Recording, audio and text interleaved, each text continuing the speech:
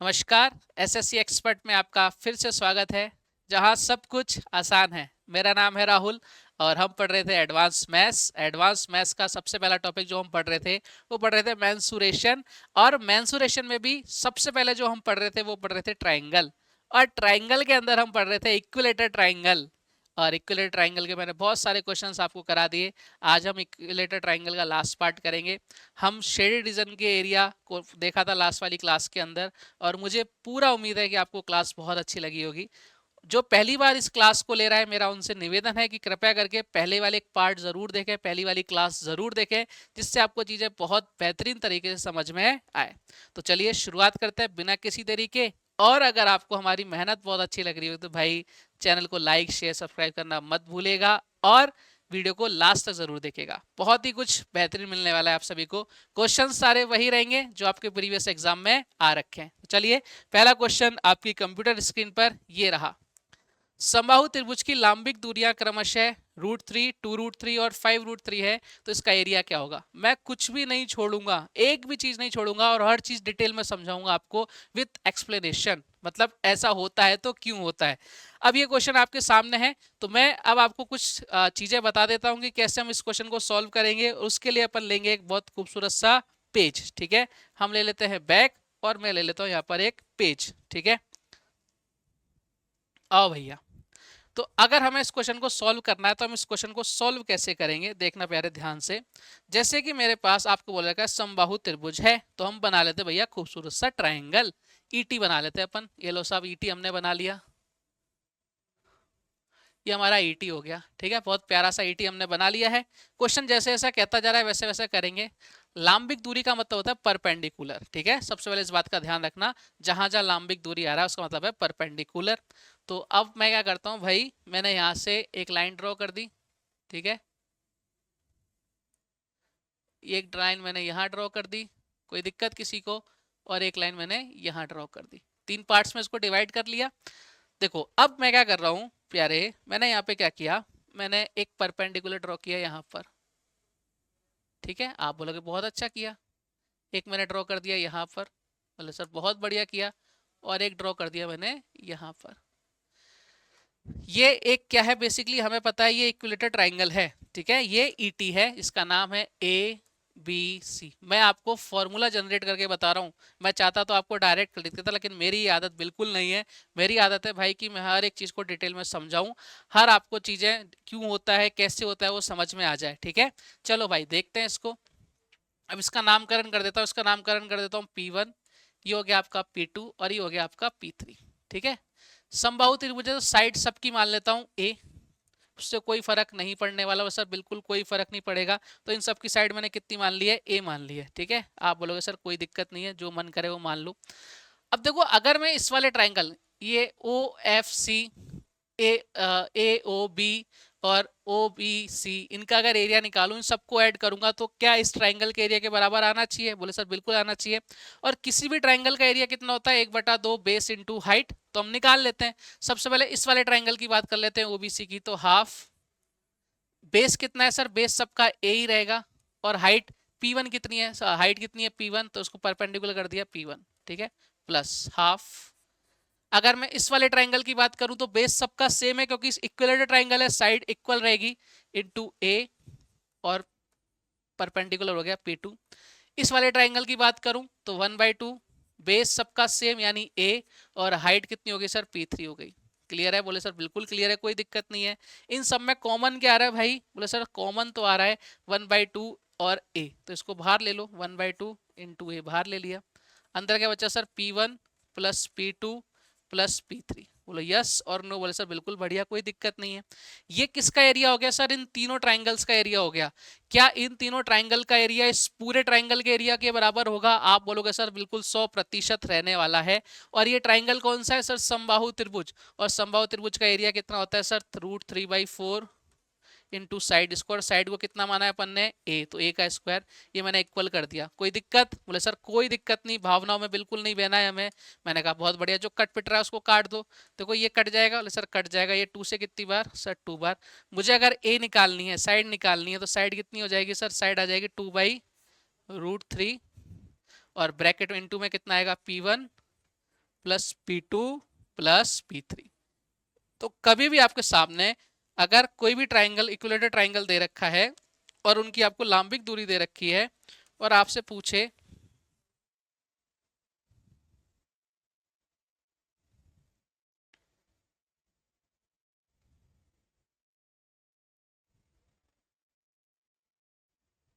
छोड़ो, हम ऐसे ही बना देते हैं, हम ज्यादा ऐसे अच्छा बनाते हैं। ये लो साहब, है ना। आपसे पूछा जाए कि उसकी साइड निकालो, तो साइड निकालने का फॉर्मूला होगा ये 2/√3 into P1 plus P2 plus P3। Clear है क्या आप बोलोगे सर? एकदम क्लियर, कहीं कोई दिक्कत नहीं है। अब ये फॉर्मूला आपको याद रखना है। कैसे आया मैंने आपको समझा दिया। एग्जाम के पॉइंट ऑफ व्यू से आपको ये फॉर्मूला याद होना चाहिए। चलिए कुछ क्वेश्चंस कर लेते हैं अपन। अब इसी क्वेश्चन को कर लेते हैं। सबसे पहले अगर मुझे इसकी साइड मिल जाए, देखो मैं तो सारा खेल साइड पे करता हूँ। हमारा फॉर्मूला में भी देखो साइड स्क्वायर रहता है, तो हमारा पहला काम होगा साइड निकालना। तो साइड कैसे निकालेंगे? अगर इस ट्राइंगल की बात करें तो साइड कैसे निकालेंगे? 2/√3 जो फॉर्मूला है, P1 प्लस P2। P1 कितना है भैया? √3 है।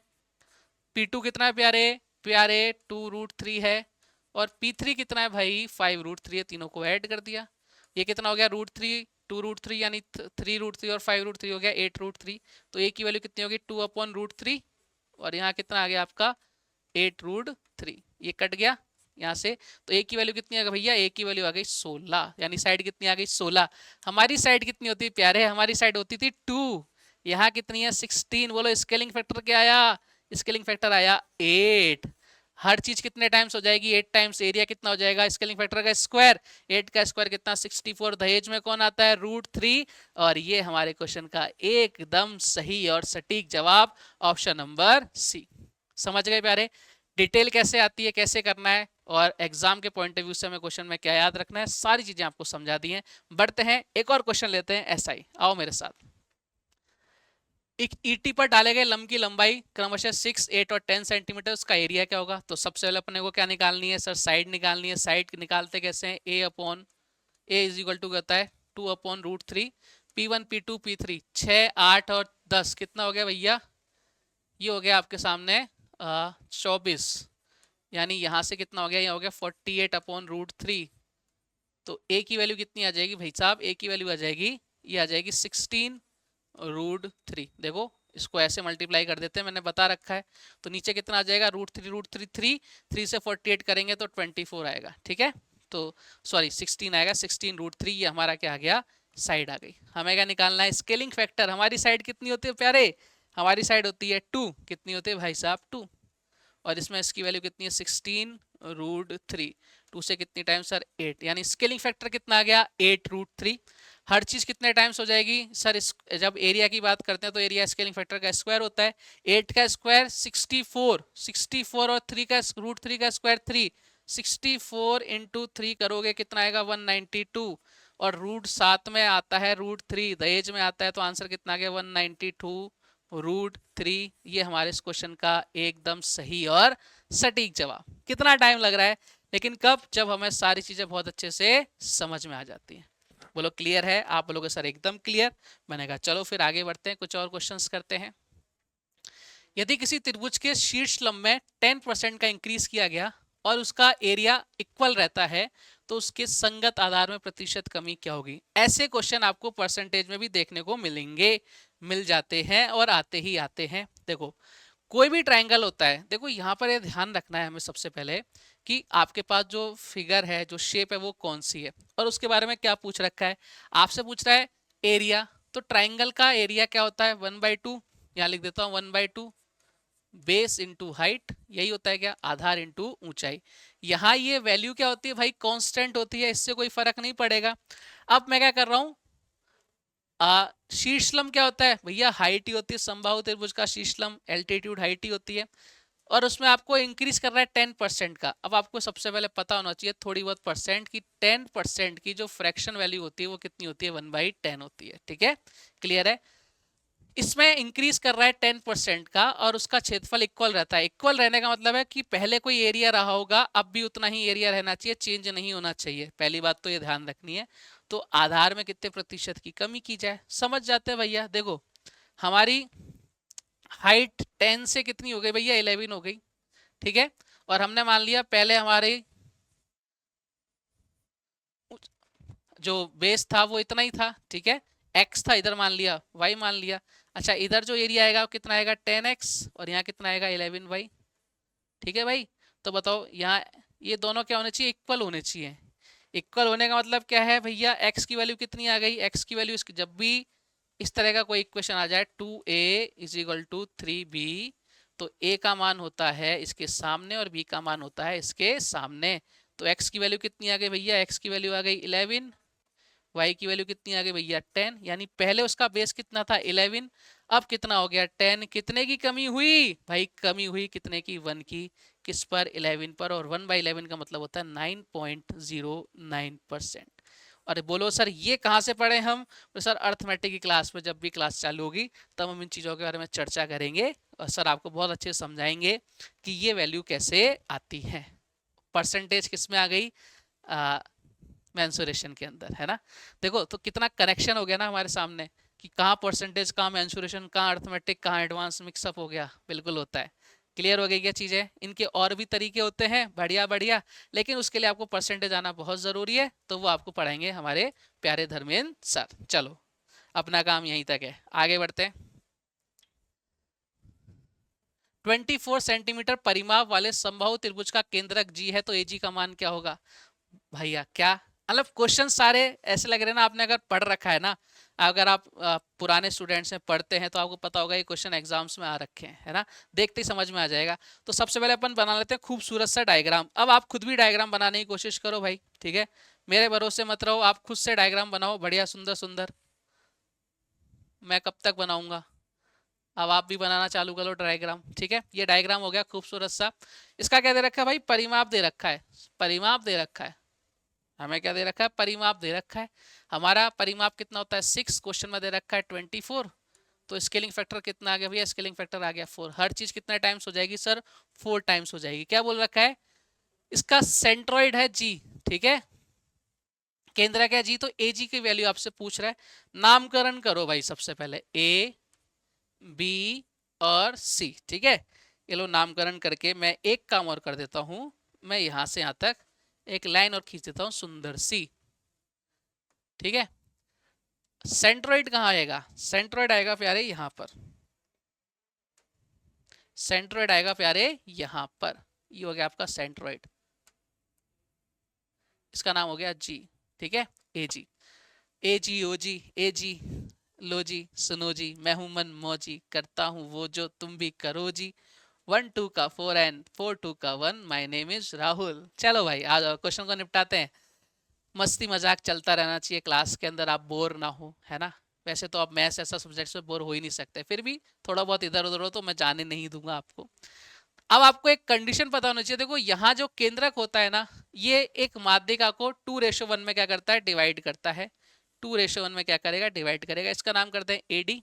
तो हम बोलेंगे भाई साहब, अब एडी, ठीक है, ये कौन सा ट्राइंगल है भैया, ट्राइंगल तो इक्विलेटरल ट्राइंगल है। इक्विलेटरल ट्राइंगल की हाइट ले लो चाहे माध्यिका ले दो, सेम बात है। बोले सर बिल्कुल, तो मुझे सबसे पहले इसकी लेंथ पता होनी चाहिए कि नहीं, और लेंथ तो मुझे पता हो गई। बोले सर कैसे, अरे ऐसे, हर एक चीज कितने टाइम्स, 4 टाइम्स हो रही है।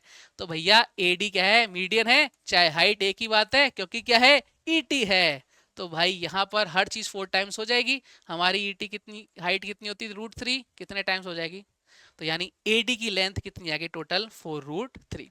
अब हमें AD की लेंथ नहीं पूछ रही, हमें किससे पूछ रहा है जी। तो भाई ये जो रेशो होगा कितना होगा, 2:1 में डिवाइड करेगा। तो भाई अगर मेरे को AG की लेंथ निकालनी है, AG OG की नहीं, AG की लेंथ निकाल लेंगे। टोटल कितना है भैया, AD कितना है 4√3। अच्छा इसकी वैल्यू कितनी है भैया, इसकी वैल्यू है ये 3 से डिवाइड हो जाएगा टोटल, और यहाँ AG की वैल्यू कितनी है 2 यूनिट, तो 2 यूनिट मैंने यहाँ रख दिया। ये हो जाएगा 8, ऊपर √3 कट जाएगा तो कितना हो जाएगा 8, नीचे कितना बचेगा √3। और ये हमारे इस क्वेश्चन का एकदम सही और सटीक जवाब कहाँ नजर आ रहा है, 8/√3। इस पूरे की लेंथ है 4√3, तो मैं इसको ऐसे भी बोल सकता हूँ कि 3 यूनिट है ना टोटल, इसकी वैल्यू कितनी है 4√3। तो 1 यूनिट की वैल्यू इतनी आ जाएगी, तो आपको क्या निकालना है 2 यूनिट की वैल्यू, तो 2 से मल्टीप्लाई हो जाएगा, वो मैंने किया है। क्लियर है? क्वेश्चन को जबरदस्ती हार्ड बनाने की जरूरत ही क्या है। देखो एक चीज बताऊं मैं आपको, बाजार में जब गाजर का हलवा मिल जाता है, आपके घर में मिल जाता है, तो गाजर का हलवा बनाने में ना मेहनत बहुत लगती है भाई, बहुत मेहनत लगती है। गाजर घिसो, पकाओ, फलाना ढिमका करो। मैं हमेशा से एक बात कहता हूँ कि जब आपको गाजर का हलवा बना बनाया मिल जाता है, तो गाजर घिसने की कतई आवश्यकता नहीं है। तो आपको यहाँ गाजर घिसने की जरूरत नहीं, मैं हलवा बना के दे रहा हूँ, सीधा आपको खाना है। बस आपको इस वैल्यूज याद रखनी है, स्टैंडर्ड वैल्यूज याद रखनी है। बहुत प्यारा सा क्वेश्चन आप सभी के सामने ये रहा। हेक्सागन में जिसकी साइड है, हर एक साइड 12 सेंटीमीटर, हर एक साइड बोल दिया मतलब क्या हो गया, रेगुलर हेक्सागन हो गया, सम बहुभुज हो गया, सम षटभुज हो गया। त्रिभुज ईसीडी का एरिया आपसे पूछ रहा है, भैया त्रिभुज हमें नजर ही नहीं आ रहा, ट्राइंगल, तो भाई बनाओ ना, तो करना भाई। कैसे करेंगे? ऐसे करेंगे दादा, ये लो, ये बना दिया मैंने। अब नजर आ गया इस ईसीडी का क्या पूछ रहा है भाई साहब, इस ईसीडी का परिमाप पूछ रहा है। क्या पूछ रहा है भाई? परिमाप पूछ रहा है। तो परिमाप कैसे निकालेंगे? परिमाप पूछ रहा है भैया, पेरीमीटर क्या होता है? देखो पेरीमीटर होता है, यहां से चालू करूंगा तो यहां तक पहुंचूंगा, इसको बोलूंगा पेरीमीटर। ठीक है, इसकी साइड कितनी है 12, ये कितनी है 12, और ये कितनी हो जाएगी 12√3। अब कई बोलेंगे सर ऐसे कैसे होगी, कल वाला वीडियो देखना, ये एंगल होगा 120, ये होगा 30। तो मैंने कल बताया था sine 30 ratio sine 30 ratio sine 120, यहाँ होगा 1/2, यहाँ होगा 1/2, यहाँ होगा 1/√3/2। ये कट आ जाएगा, तो इनका साइड का रेशो आएगा 1:1:√3। तो अगर ये साइड 1 है तो ये भी 1 होगी, और इसकी वैल्यू कितनी हो जाएगी √3। तो यहाँ 1 यूनिट की वैल्यू कितनी है 12 दे रखा है क्वेश्चन में, तो ये कितनी होगी 12√3। क्या पूछा है? पेरीमीटर। पेरीमीटर का मतलब होता है तीनों साइड को जोड़ दो, ऐड कर दो। तो भैया 12 +12 +12√3। अब गलती से कई बालक ऐसे मत कर देना 12 12 12 12 36√3, नहीं भाई, यहाँ √3 नहीं है। इन दोनों को अलग ऐड करेंगे तो हो गया 12, और ये हो गया 12√3। अगर आता है चीजें समझ में, पहले की क्लास देख रखी है, तो इससे आसान क्वेश्चन नहीं है, और नहीं आता तो भाई इससे टफ क्वेश्चन नहीं है फिर। ठीक है भाई, ओके, डन डना डन डन। नेक्स्ट क्वेश्चन की तरफ बढ़ जाएं। चलो अगला क्वेश्चन ये रहा आपके सामने। PQRS2 एक हेक्सागन है, त्रिभुज PRT और हेक्सागन PQRSU के क्षेत्रफल का अनुपात क्या होगा? नहीं बताऊंगा, नहीं बताऊंगा, बता चुका हूं, अभी बताया है, इससे पहले भी बताया था कल वाली क्लास में। मैंने कहा था एक क्वेश्चन और आएगा, आ गया भाई, आ गया क्वेश्चन। कैसे करोगे बताओ? हाँ भाई बोलो, कैसे करेंगे इस क्वेश्चन को सॉल्व? PQRSTU एक हेक्सागन है, PRT ट्राइंगल PRT और हेक्सागन PQRSTU के क्षेत्रफल का अनुपात क्या होगा? एरिया का रेशो आपसे पूछ रहा है। आओ मेरे प्यारे निकालते हैं। देखो वही वाला कंसेप्ट लगेगा, ध्यान से समझ लेना। मैं इन सब की साइड कितनी मान लेता हूँ, इस हेक्सागन की साइड, हर एक साइड 2 सेंटीमीटर है, तो ये अगर 2 होगी तो ये भी कितनी होगी 2, ये भी 2, ये भी 2, ये भी 2, ये भी 2। लेकिन ये वाली साइड कितनी हो जाएगी, ये वाली साइड कितनी हो जाएगी, ये हो जाएगी भाई साहब कितनी, इसको आगे मिला दो, PRT है तभी तो बनेगा ट्राइंगल। ठीक है, ये वाली साइड कितनी हो जाएगी 12, सॉरी 12 बोल रहा हूँ, इसको वापस से बना देता हूँ मैं ना, PQRSTU। ठीक है, इसको मैं इधर मिला देता हूँ, इधर मिला देता हूँ। ये सब, ये साइड 2 है, ये वाली साइड 2 है, तो ये वाली साइड कितनी होगी 2√3 होगी कि नहीं होगी? यही तो बताया था अभी थोड़ी देर पहले, देखो भाई यही सब चीजें अभी समझाई थी, तो वो चीजें वापस से आ रही हैं। तो आप सबसे पहले किससे पूछ रहे हैं? PRT, ट्राइंगल PRT, PRT और PQRSTU, इनका एरिया का रेशो आपसे पूछ रहा है। ठीक है, तो PRT ये भी आपके 2√3 होगी, फिर ये भी 2√3 होगी, तो क्या बन रहा है? इक्विलेटरल ट्राइंगल बन रहा है। तो भाई साहब हमारी साइड कितनी होती थी 2, क्वेश्चन के अकॉर्डिंग कितनी दे रखी है 2√3। एरिया कितना हो जाएगा भैया? स्केलिंग फैक्टर आया √3, तो एरिया कितना हो जाएगा 3 √3। ये वाली कहानी समझ में आती है कि नहीं आती है? तो इसका एरिया कितना आ गया भाई साहब यहाँ पर 3√3। ठीक है, अब यहाँ देखो इसके अंदर कितनी, इसकी साइड है 2। एक इक्विलेटरल ट्रायंगल का एरिया कितना होता है सर? एक इक्विलेटरल ट्रायंगल का एरिया का √3। इसके अंदर कितने समबाहु त्रिभुज बनेंगे, कितने ईटी बनेंगे? आप बोलोगे सर 6 बनेंगे। एक का एरिया √3 है तो 6 का एरिया कितना हो जाएगा? 6√3 हो जाएगा कि नहीं हो जाएगा? बोले सर बिल्कुल हो जाएगा। √3 से √3 कैंसिल आउट। यहाँ कितना आ गया? 1:2। आंसर आ गया आपके सामने 1:2। और ये डायरेक्ट रिजल्ट भी आपको याद रखना है। फॉर एग्जाम्पल एग्जाम में किस तरह का क्वेश्चन आया और आपको बोल दिया कि सर ये जो ट्राइंगल है PRT या जो भी नाम दे दे, इसका कंडीशंस यही होनी चाहिए और आपको बोल दिया कि इसका जो एरिया है वो 26 है, तो आपसे पूछा जाए कि भैया इसका एरिया कितना आ जाएगा, तो इसका एरिया कितना हो जाएगा? इसका डबल कर देना 52 आ जाएगा। क्लियर है? इसका एरिया आ जाए 100, इसका कितना आ जाएगा? 200। उल्टा पूछ ले, ये आपको हेक्सागन का एरिया देके इसका एरिया पूछ ले, तो अगर इसका 200 है तो इसका कितना हो जाएगा? 100 हो जाएगा। कंडीशन क्या होनी चाहिए? सेम।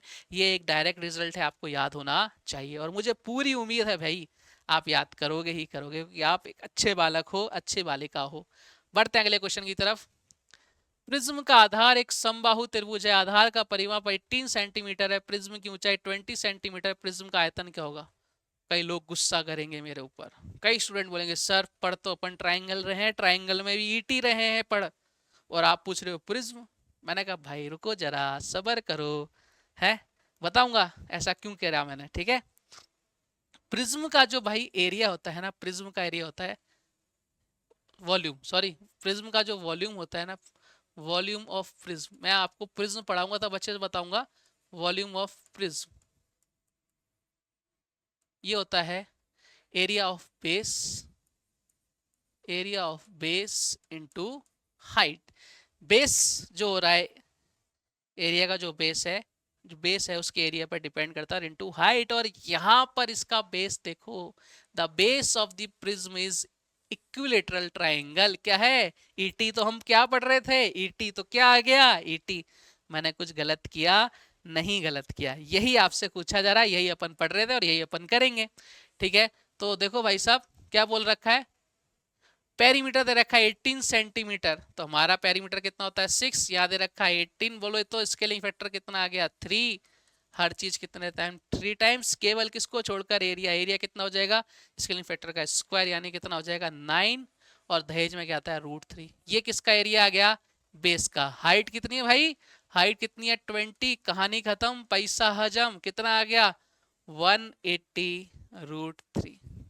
अब बताओ भाई, अब ये क्वेश्चन है, ये कोई क्वेश्चन है क्या? निपट गए, निपटा दिया हमने इनको, है ना? ऐसे ही आपको निपटाना है। अगर ये चीजें पता है ना भाई, मैं बार बार बोल रहा हूँ, स्केलिंग फैक्टर अगर आपको आता है, आपको कंपैरिजन करना आता है, तो आप दुनिया में बहुत शक्तिशाली हो, है ना? सबसे शक्तिशाली हो आप एग्जाम की दृष्टिकोण से, बहुत आगे निकल जाओगे, लोगों से बहुत ज़्यादा टाइम बचा जाओगे और बहुत सारे क्वेश्चन बहुत जल्दी कर जाओगे, और इसलिए आप सिलेक्शन के हकदार हो सकते हो।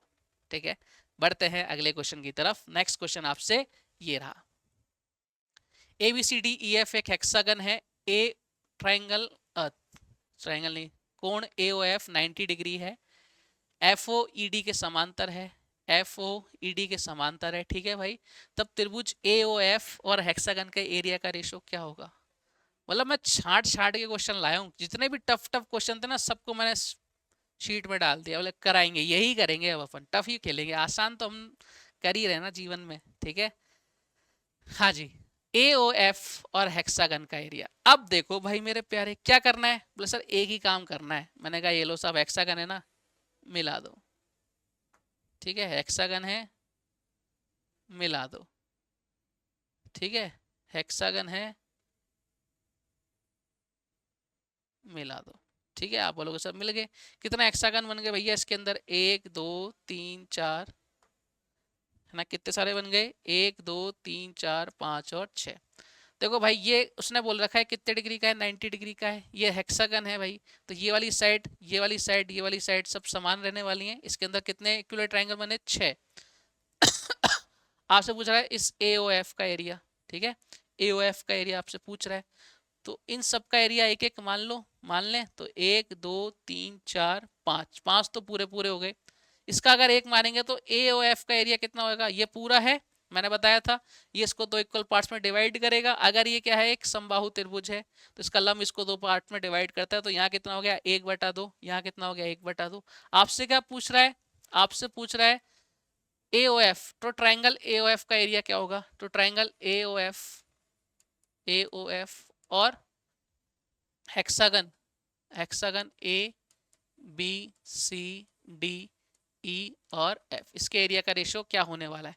तो इसका एरिया कितना होगा सर 1/2 होगा, और इसका कितना होगा, इसका एरिया होगा सर 6 होगा। क्यों होगा 6, देख लो भाई, एक इसका मान लिया, एक इसका मान लिया, एक इसका, एक इसका, एक इसका, एक पूरे इसका, सबका सेम रहेगा ना। आप दो चाहो दो मान लो, तीन मान लो, जो मन करे वो मान लो, ठीक है। तो ये 2 इधर चला जाएगा, कितना आ गया 1/12।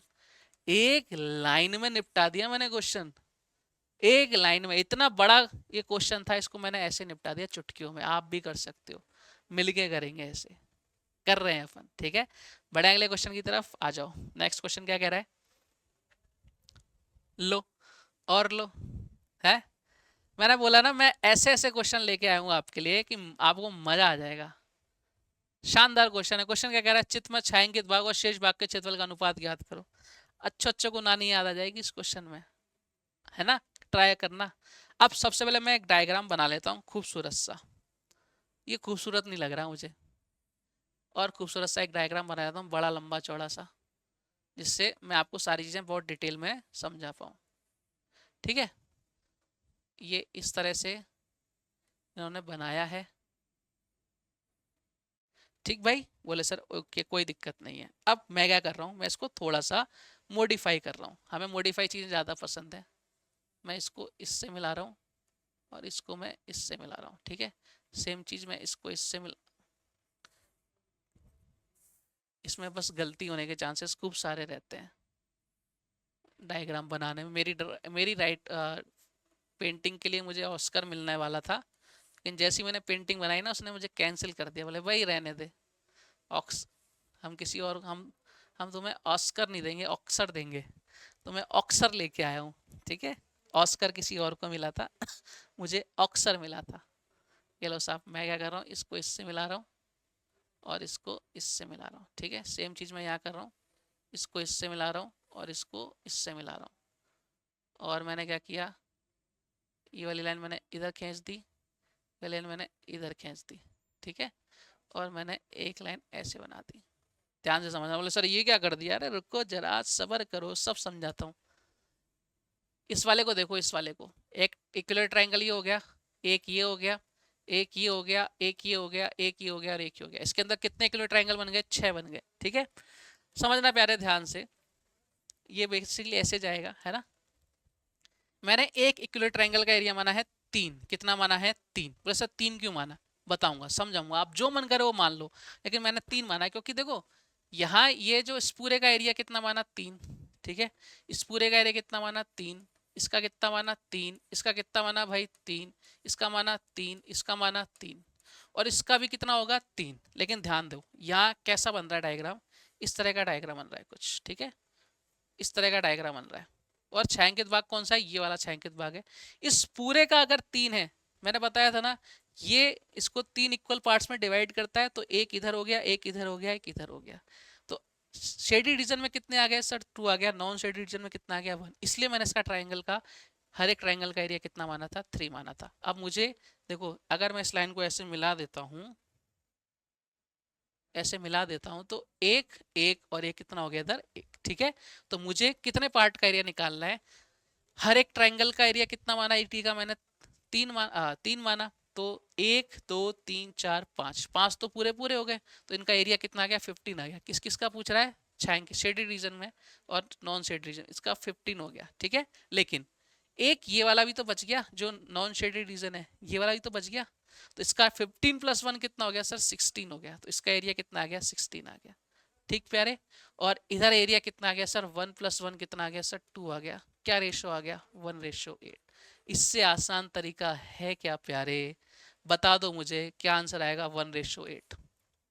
नहीं मिलेगा ना, नहीं मिलेगा। इससे आसान तरीका नहीं है क्वेश्चंस को सॉल्व करने का जितना मैंने आपको बताया है। ये बहुत आसान तरीके हैं क्वेश्चन को सॉल्व करने के, और इससे अच्छे अच्छे क्वेश्चन नहीं बन सकते। क्लियर है? कितना प्यारा क्वेश्चन था, हमने उसको निपटा दिया। ये आपको समझ में आना चाहिए, धीरे धीरे समझ पाओगे जब आप मेरे से जुड़ जाओगे, मेरी सारी चीजें आपको समझ में आने लगेंगी। बढ़ते हैं एक और क्वेश्चन की तरफ, और ये होगा हमारा आज का ईटी का लास्ट क्वेश्चन। आज का मतलब ईटी हमारे लिए खत्म होगा।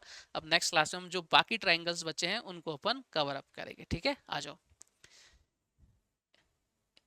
एक वर्ग और एक हेक्सागन के प्रत्येक शीर्ष 8 त्रिज्या वाले वृत्तों को स्पर्श करते हैं, तो वर्ग और हेक्सागन के क्षेत्रफल का अनुपात क्या होगा? बताओ भाई, क्या होगा? थोड़ा सा पानी पी लूं मैं, ठीक है?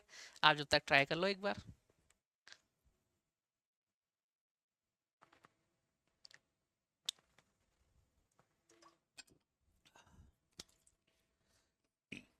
बताओ प्यारे। देखो सबसे पहले पूछ रहा है वर्ग, है ना? देखो हम डायग्राम बना लेते हैं, सुंदर सा स्क्वायर बनाते हैं एक प्यारा सा। ये हमने एक स्क्वायर बना लिया। अब इसके अंदर मुझे बनाना है एक सर्कल। क्या बनाना है मुझे? इसके अंदर एक सर्कल बनाना है, ठीक है?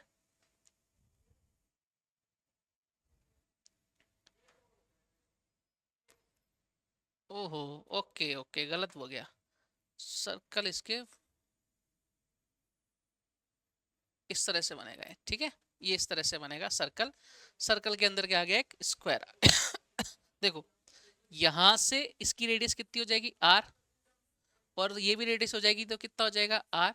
यानी ध्यान से देखना प्यारे, ये स्क्वायर हो गया, स्क्वायर का क्या हो गया? ये सर सर्कल की तो रेडियस हो गई, रेडियस यानी 2r हो गई इसका डायमीटर। और क्या यही इसका विकर्ण हो गया क्या स्क्वायर का? बोले सर बिल्कुल।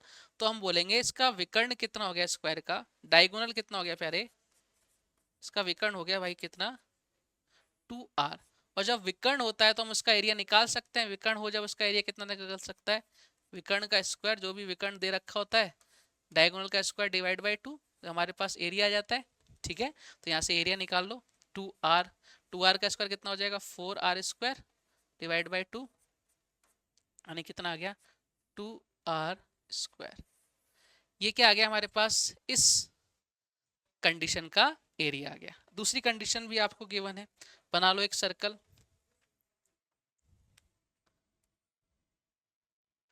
हमने बनाया एक सर्कल, ठीक है?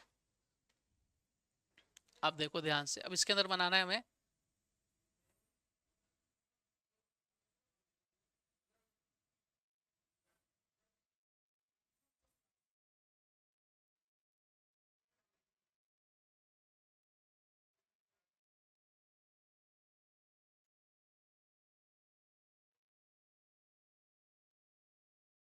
1 2 3 4 5 6 हेक्सागन बन गया, ठीक है? अब इसकी क्या है? रेडियस है क्या? सब बिल्कुल रेडियस है, ये रेडियस है, ये सारी बराबर होंगी रेडियस, ये बराबर हेक्सागन बन रहा है। हर एक शीर्ष टच हो रहा है, बोले सर बिल्कुल 1 2 3 4 5 6। तो एक का एरिया निकाल लेते हैं, ठीक है? देखो एक इक्विलेटरल ट्रायंगल का एरिया निकाल लो, 6 से मल्टीप्लाई कर दो, क्या आ जाएगा? रेगुलर हेक्सागन का एरिया। तो इसकी साइड कितनी हो रही है? आर हो रही है, तो √3/4 इंटू साइड स्क्वायर। साइड कितनी है भैया? R square. और इसको किससे मल्टीप्लाई कर देंगे? 6 से। 6 से क्यों मल्टीप्लाई कर रहे हैं? कितने हेक्सागन है? बोले सर 6 है, तो 6 से मल्टीप्लाई कर दिया, इधर आ गया आपका 3 और इधर आ गया 2, यानी यहाँ से कितना आ गया आपका?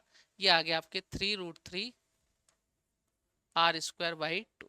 ठीक है, ये किसका एरिया आ गया? ये इस वाले पार्ट का एरिया आ गया। किस किस का पूछ रहा है?